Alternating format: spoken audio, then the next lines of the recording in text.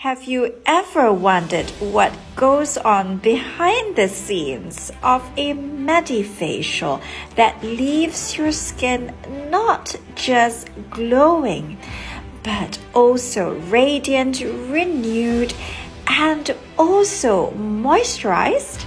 Well, I'm going to teach you in this series of masterclasses how exactly you can achieve this right in the comfort of your own home anytime you wish. The technology is actually microdermabrasion, and it can be as easy as you doing step 1 cleansing, step 2 using a gel mask for barrier protection, and followed by exfoliation with the microdermabrasion tool. Well, the key difference between what is used in the clinic is actually in the tip, a diamond tip, which is fairly abrasive.